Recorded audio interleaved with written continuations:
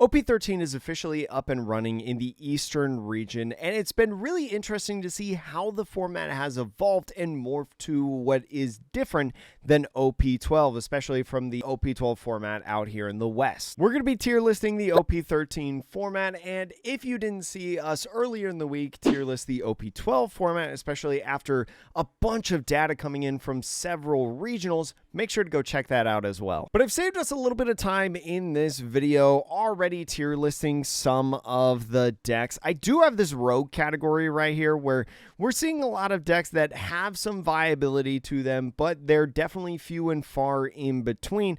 I've got them in this rogue category. All the other decks that I'm going to briefly talk about are in the TBD category, and if your deck is down here, I'm sorry, man. My favorite deck is down here too. Mostly because it's banned. This video is brought to you by Nengarden. Look, I've been talking about the new King of Hearts and Cotton Candy playmats for a while now, and pre-orders are still available, releasing later this month. They're also running a special deal. You can buy any playmat. It could be one of these, it could be any of these, and you can get the Yokai playmat for just $15, a huge discount. But I'm also a huge fan of Nengarden's designs outside of playmats, like this t-shirt that I'm wearing right now, as well as a variety of other products if you don't want to get a playmat, like stickers, pins, desk mats. Make sure to click the link in the description below and use my code at checkout, Atrocious. It helps the channel a ton and it helps support one of my favorite people in the community. Thank you, Nengarden, for sponsoring this video, and let's get back to the video. Now, I'm going to start off with Rosinante and put it in the viable rogue tier, right? I consider viable rogue tier like the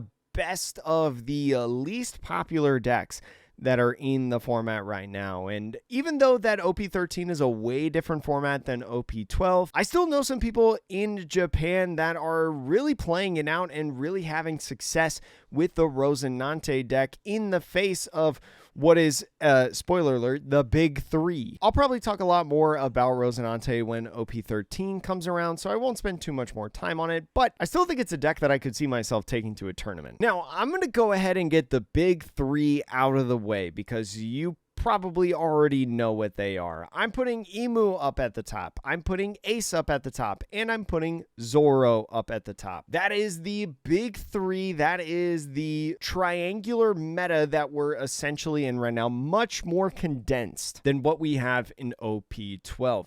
These are easily the three best decks, right? Emu being able to swarm the field, being able to cycle and be able to consistently swarm the field, right? Especially on those later turns. Ace being able to make himself a huge leader, right? Having that leader effect of minusing, but also a lot of draw potential. Can do so much great stuff. And then Zoro just doing what it's doing now, but especially with some other inclusions that came in OP13, still doing stuff that it is doing in 12, but also now having more consistency pieces, getting more pieces to help out in the deck, and also picking up old pieces like Dracul Mihawk from Starter Deck 12 that I use in Rosinante. Now he's playing it too. Which deck is the most dominant at any given tournament varies week by week and is a response to the previous week, right? It's been very curious to see when we've been in these kinds of formats before, so let's just spend more time talking about all the other great decks. Now, I'm going to put in Smoker in the viable rogue category alongside Rosinante, very similar to how I feel about it in OP12. I think it's a good deck and it's got a lot of qualities, but I think especially in the face of these two decks that are introduced, they don't really help you out too much. Now, those of you that are investing in Rayleigh, I think Rayleigh is still a fine deck to play. I still think it's a very good deck. I wouldn't put it in the same category as the big three, but I still think it's a fine deck, has a lot of aggression that is into it, and there's some design changes that you can do based on the format that give it a lot of potential. Again, it's the premier aggro deck in the format, and especially against something like Emu, well, you can just rush him down, kill him before he gets to 10. Speaking of aggro, I think Bello Betty is back on the up, especially in these two decks that are being introduced in the format, right? It's not perfect because, well, this guy is still running around out here, but I still think you're a deck that can do what it wants to do and that you thrived really in OP11 and even in a bit of OP12 in the Eastern meta. You just got to look out for a couple more things. Blue Kuzan, I'm going to put in the viable rogue category. Blue Kuzan really has gone down since these two decks were introduced and the format kind of really shifted into a much more centralized meta. I still think Blue Kuzan is fine and still Blue Kuzan is viable, but it's getting a little tough out here. Marshall D. Teach I also think is in the viable rogue category. You can't stop the Gorosen, right? And so how do you stop the Swarm? You die to Swarm. And especially when things like KO effects prompt and draw more cards for the Ace deck, I think you kind of struggle at times against those two guys as they've been introduced, and not to mention some of the other decks that we're going to see here in these other categories. I think it's a tough world for Marshall D. Teach, but it's still hanging on by a thread similar to a lot of these other decks, but definitely fallen from grace compared to where it used to be. Green Purple Luffy, I think, is still a good deck, still viable within the format. Not incredible, not what it used to be, and it's definitely been on a downward trend the last couple expansions, but it's still something that if you don't want to play any one of the three best decks because you just don't want to, you can play that one and you can be successful in a lot of situations. I see a lot of tournament results that have Green Purple Luffy in there. It's still a popular deck, still a good one in a lot of people's eyes, and I think just is consistent, does what it wants to do a lot of times. Bonnie, I think, has really fallen from grace a little bit in 13, going down to the good decks. There are some good qualities within Bonnie that I think are really nice within the format, right? Especially when you talk about the Moss Head that's at the top, or maybe trying to deal with Rayleigh. But you struggle a little bit into some of these other decks, and I think that kind of hinders you from being in these top tables. Still a good one, and one that we'll probably see spike in from time to time, but overall just not getting it done. I don't know why I have Kobe on this tier list. I think it's actually back down there. As much as I love Kobe, apologies. Green Yellow Law is back in the viable rogue category, similar to the reasons that I feel like in OP12 in the Western format that we talked earlier in the week. It's just a good aggro deck, and sometimes when you can be a good aggro deck and maybe you dodge one of your lower matchups, dang, you could be really freaking good. I think that he's got a spot if you want to play him and if you want to bling him out in the OP13 format, despite not really getting too many things. Actually, the PRBO2 Law, I've seen spurts in the deck, so, or is it the OP13 Law? I think it's in OP13. It's not PRBO2.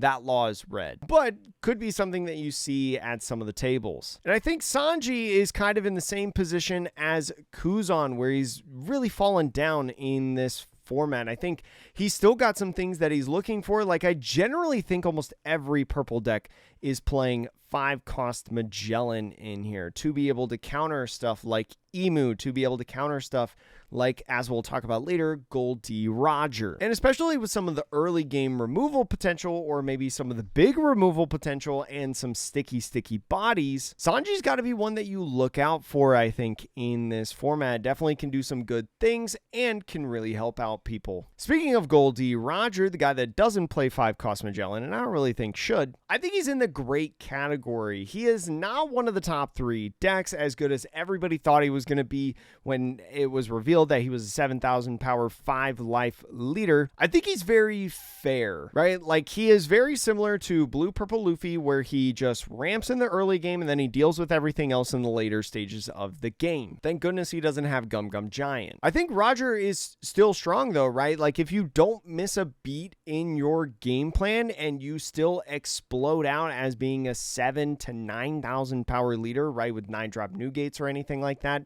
you're going to be really freaking good. You're setting yourself up for a really good position, especially when you talk about Emu that has to be able to just match your leader instead of you having to pitch multiple cards in order to counter out of all the 7,000 power swings. And then when you go to 9,000 power, now he's got to commit Dawn to do it, which is not impossible and definitely can go his way, but you make the math a little bit harder. Blue Purple Luffy, I think, is on the up just as it is in 12. Maybe not as much on the up as it is in 12, because I think Luffy is actually a top deck in 12, where I think it's just a pretty good deck. Similar to how it is in the West, you know, people leaning towards this new wave of like Rosinante, Dracula Mihawk, the Luffy, right? And still has access to things like Gum Gum Giant to be able, Hell's Judgment even, to be able to counter out and be able to nullify different strategies that their opponent may have. It's going to be curious to see how long his reign can last, but I definitely think